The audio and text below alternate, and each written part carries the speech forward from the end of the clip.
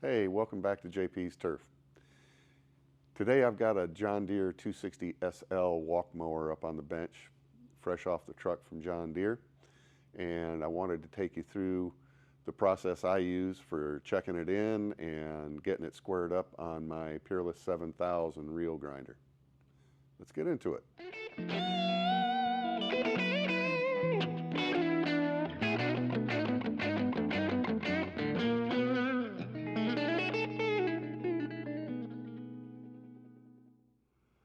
Okay, so here's the unit torn down up on the bench.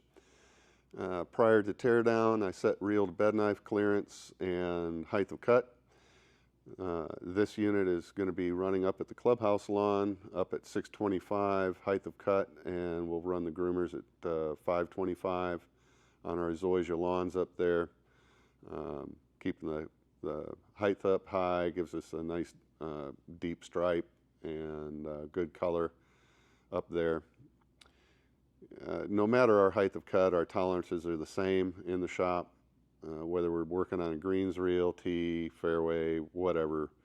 We're always wanting our tolerances to be the same. So I got to start out by saying, you know, John Deere is a great partner for our club and have given us excellent support over the years, and I've had excellent experience working with the John Deeres. That being said, I still tear everything down that comes through the door, and you'll see why as we get through this unit. I'm not going to pull any punches. I'm going to show you everything that I find wrong with the unit, and you know, just keep in mind that no matter what color of the machine, all this stuff applies across the board. You want to look at everything. You know, my philosophy is I don't trust anything coming in the door until I put my own hands on it and dial it in myself. I just don't trust it. So you know, it all comes apart. You can see I've got the shield bed bar out of it. That'll go over on the knife grinder and make sure that we've got the angles that I want and such. And we just look at everything.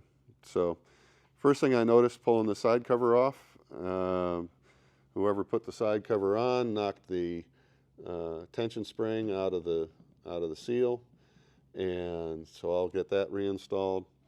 And the sealing surface itself is dry. That should have a film of grease on it for seal longevity.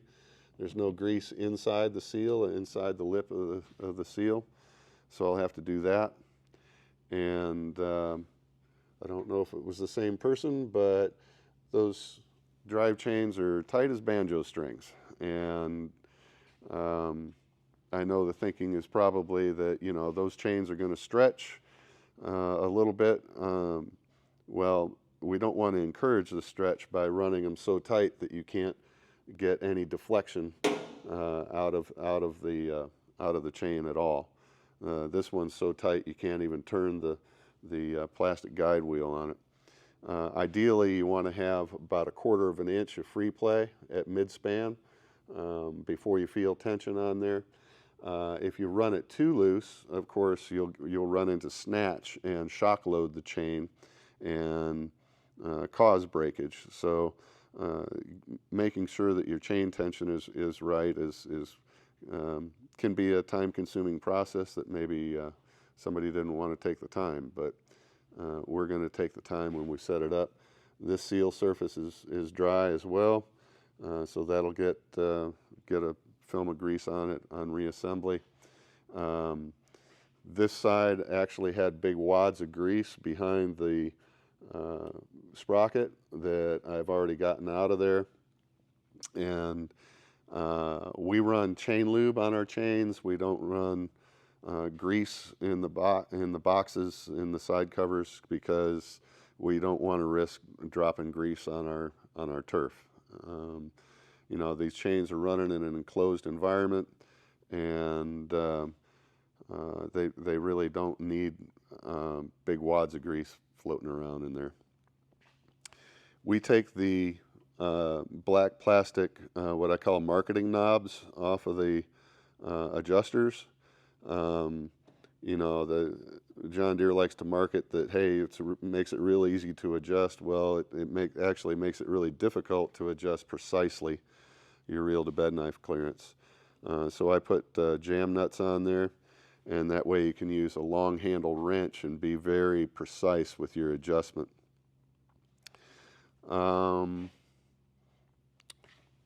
a tap down the reel shaft to get rid of all the paint out of the threads, and ran a fine thread 3/8 bolt in there to drive the reel. I don't like to drive the reel off of the large retaining nut. I do check the retaining nut and make sure it's torqued properly, but whenever I spin the reel, I spin off of the center shaft. And let's see, I think that's about it for looking over the unit. I just make sure that, you know, all the wiring and everything is tied up properly, and nothing's loose or falling off. I've seen shaft nuts loose and a little bit of everything. So good look over and get it prepped, and then we're ready to go on the grinder. So I'll meet you over there. So here we are. It's the following day. I finally had a chance to get this thing up on the grinder and get it paralleled up. Got the position of the mower set so that the center line of the reel is directly over the center line of the grinding wheel. That way I can use the infeed of the grinder to give me an actual number of how far off of parallel this unit is. And I do know it's out of parallel. I'll show you how I figured that out right away. The left side of the drive drum is held into the side frame solidly with 3 bolts, and it's not adjustable. But the right side of the machine has an adjustable bearing block.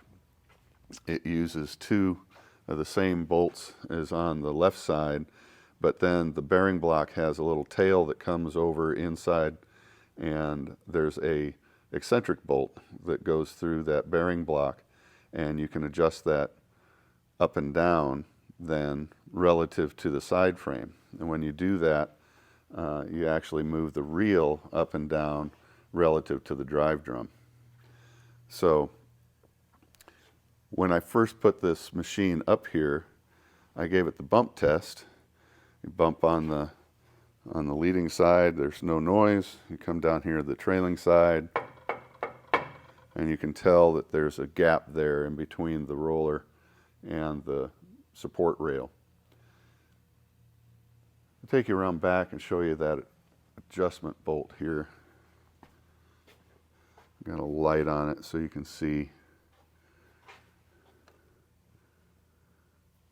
There's the eccentric, and you see that dot in the head of the eccentric bolt. That indicates your 0 position. And this is as it came from the factory. It's actually a little bit high, maybe 15 degrees high of 0.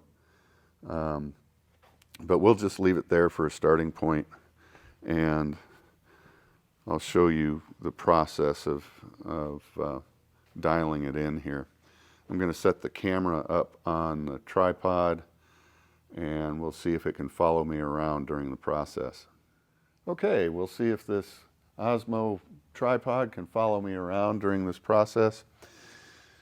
The first step is to lift up the front and support it in the middle. I've got a roller jack here that I'll put under there, and that way we can adjust the reel where it needs to be without any resistance from the front roller. It'll just pivot over the center point here. And I'll bring the grinding wheel over to the adjustable side and zero it out and see then where we are starting from. I know that it's off, but at this point I don't know how far off. So I'll bring it in until it just touches the reel, Don't want to hit it too hard. And we'll come down here to the trailing end then, and we'll infeed. I know I'm going to go past 0, I just don't know how much yet. We bring it up and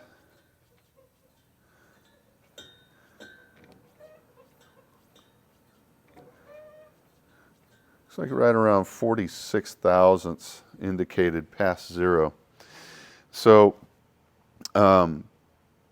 this infeed wheel reads out in diameter, just like we use the diameter tape. That makes it a great way of squaring things up.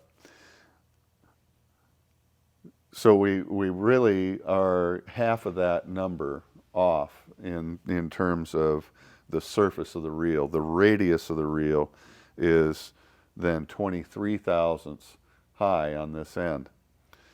So what we need to do is raise the reel on the leading end, and when I do that, the trailing end will come down a little bit because it's going to pivot over the center of the roller where I have it jacked up. So I'll go around back and make a big swing on that adjustment. The being 23 thousandths out is a fair amount, and we've only got about 30 thousandths adjustment in this eccentric.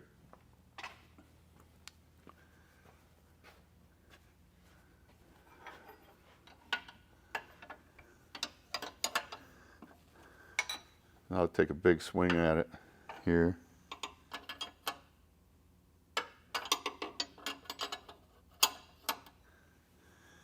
And we'll see where we wind up.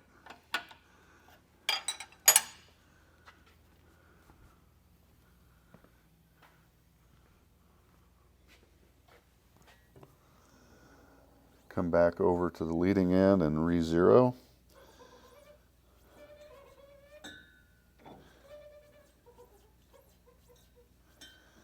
Now here I've gone past 0 30 thousandths on this end, which tells me I've lifted the surface of the reel up 15 thousandths on this end. I'll reset the 0, back it off and come down. Let's see where we're at on the trailing end.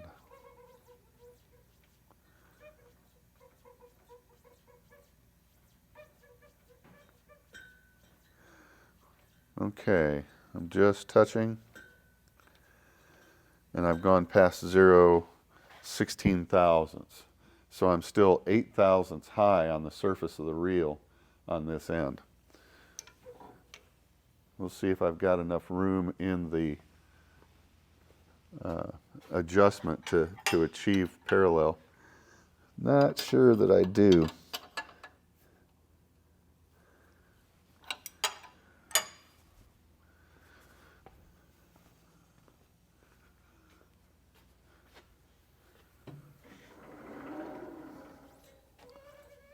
Once again, I come in. There's my previous 0. And there's 6 thousandths past. Actually, I'm hitting a little hard. 5 thousandths past. Reset my 0. Come over to the trailing end. And I'm not really hopeful that we're going to get there. There's 5. There's 10 thousandths. And I'm just touching. It's a whole lot better, but I'm all the way at the end of the stroke of the eccentric, so that if I ever had to do any further adjustment, I wouldn't have any adjustment available. So what I'm going to do at this point is I'm going to reset that eccentric back to the 0 position, lock down that bearing block. We're going to set this mower over on the surface plate, and I'll show you how I take the twist out of the mower. What's going on here is that the mower was assembled with a twist in the side frames, and now I'm not able to achieve parallelism without going all the way to the end of the stroke of the adjustment on that bearing block. It's disappointing, but there you go. We got to go through all the steps to make sure that everything is straight and parallel. So here we go. So here's my setup for paralleling on a surface plate. I have the front roller hanging off in space, and the surface of the reel and the drive drum sitting on the surface plate itself. I've added a weight to the front, in this case a tractor drawbar, and I've added a strap to the handlebar to pick it up off of the cushions on either side to reduce any influence that the handlebar has on the setup. So what I'll do at this point is I'll loosen the side frame bolts here and here on both sides and give it a wrap with a dead blow soft face hammer on the cross braces, try to break any paint loose, and then I'll retighten the bolts. And then we'll go back over to the grinder, and with any kind of luck, it will be a lot straighter. Warning to headphone users, this is going to be a little loud. Here we go.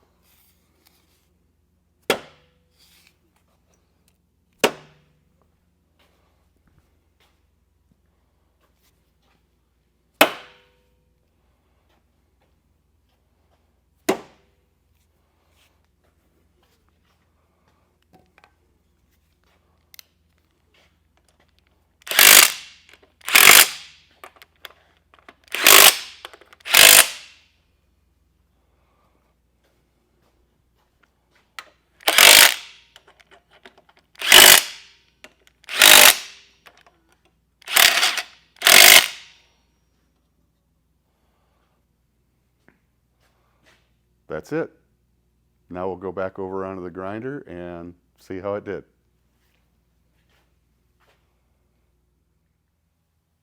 And now we're back on the grinder, and I have the setup exactly the same as I did before.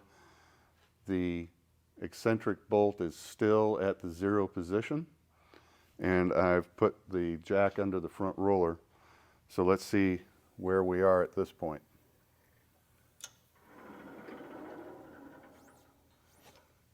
In feed until I touch the roller, or touch the reel rather.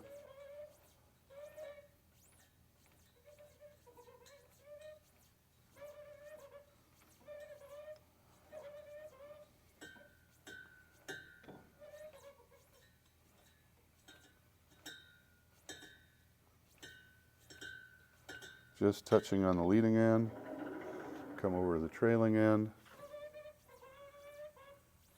There's 0.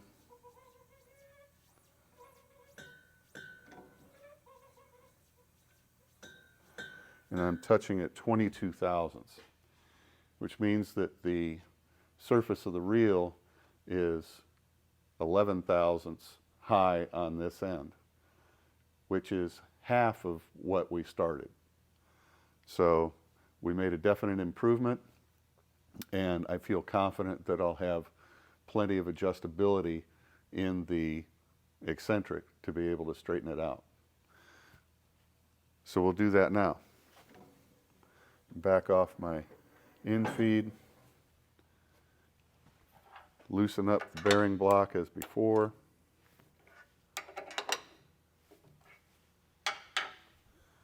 Come around to the back side, and we'll adjust this eccentric.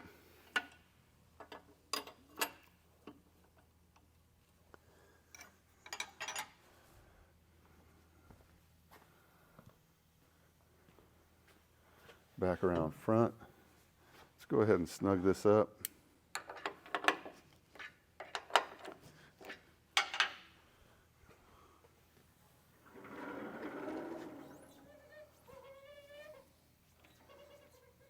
Going past 0, there's 5.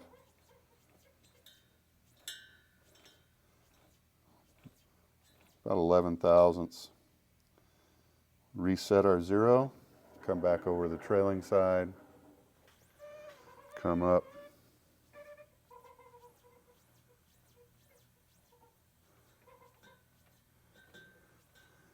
and I'm hitting at 7 past 0, which means the surface of my reel is now about 3 thousandths out, which is under my 5 thousandths tolerance, and I still have plenty of room in the eccentric to make further adjustments if needed. It's pretty obvious that you know, this design is pretty flexible, and over time, as they get used and on and off trailers and whatever landscape that they have to go over up at the clubhouse, they will move around a little bit, and it's good to know that you have the adjustability to take that out.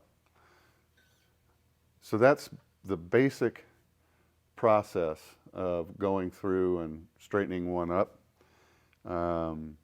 Just so happened that this time we needed to put it up on the surface plate and reset the starting point to be able to get it adjusted where we want it.